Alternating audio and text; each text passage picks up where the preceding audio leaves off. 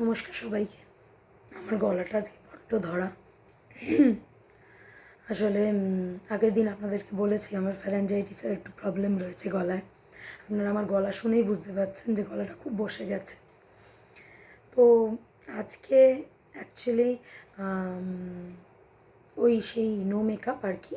তো চান করেই জাস্ট বসে পড়েছি। আমার চুলটা দেখলে তো বুঝতে পারবেন পুরো চুলটা ভিজে। তো আমার একদমই কবিতার শ্যুট করা নেই, তো নেক্সট উইক আমি ছাড়তে পারবো না, যার জন্য বাধ্য হয়ে বসা। ঠিক আছে, তাহলে আগে কবিতাটি বলে নিই। তবে হ্যাঁ, আমি মনে করতে পারছি না এই কবিতাটা আমি আগে বলেছিলাম না বলিনি। আসলে এত কবিতা লেখা হয়ে গেছে, অনেক সময় না টিক মার্ক দিতে ভুলে যাই যে কোন কবিতাটা পড়া হয়েছে কোনটা হয়নি। আপনারা যদি খুঁজে পান আগের কবিতাগুলোতে এই কবিতাটা আমাকে জানাবেন। আজকে কবিতাটি পড়ছি তাহলে। যা করবে বীজ বপন তাই পাবে ফল। কবিতার টাইটেল।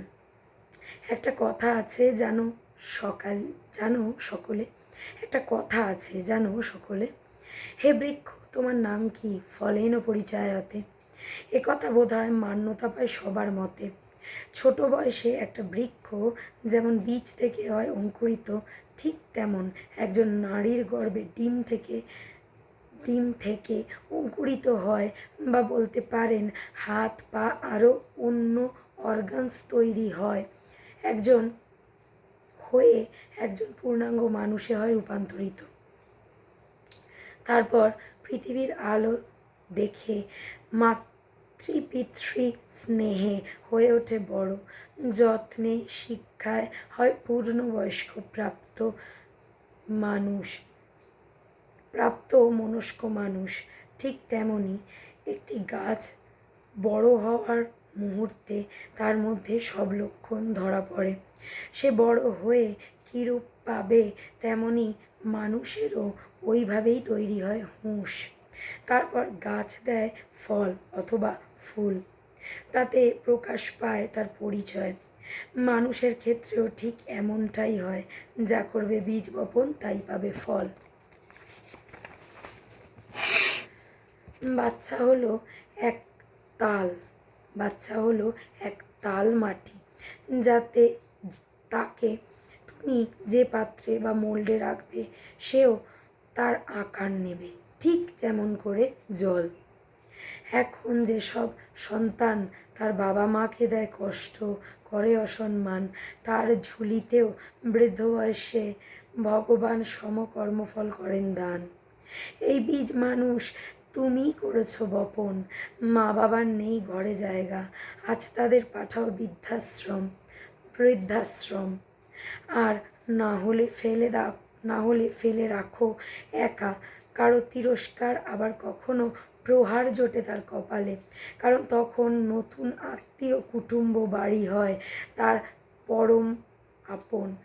এখন তুমি যাদের করছো সোহাগ, তারা তখন কোথায় ছিল যখন তুমি ছোটোবেলায় করতে শরীর খারাপে মা কোলে না নিলে রাগ। বলতেই পারো সকলে তোমার বাপু, কথায় মোটে নেই রাগ ঠাক। তবে মোদ্দা কথা, এখন তুমি যা করছো কর্ম, তোমার সন্তানও তা শিখছে, সেও তেমনটাই করবে। যতই মুখ ফুলিয়ে আমায় তোমার সাথে মনে মনে বলো, তেমনটাই করবে তোমার সাথে। যতই মুখ ফুলিয়ে আমায় মনে মনে বলো, ধুর চুপ থাক। আই থিঙ্ক এখানে কবিতাটা শেষ। ইয়েস, এখানে কবিতাটা শেষ। আমার গলা শুনে আপনারা বুঝতেই পারছেন আমার মারাত্মক রকমের গলা ধরে গেছে। আমি আগের দিনই বলেছি আমার কথা বলতেও অসুবিধে হচ্ছে, এবং গলা ধরে যাওয়ার জন্য আমার যেহেতু ফ্যারেঞ্জাইটিসের প্রবলেম রয়েছে, এবং চানটা করার পর না আরও গলাটা ধরে গেল। হ্যাঁ, আমার ফ্যারেঞ্জাইটিসের প্রবলেমের জন্য আমার একটু অসুবিধে হয়, মাঝে মধ্যে গলাতে প্রবলেম হয়। তবে আগের দিন আপনারা গানটা শুনেছেন আমার অর্পিতার গল্পের আর গানের ঝুলিতে, অবশ্যই আমাকে কমেন্টসে জানাবেন কেমন লাগলো।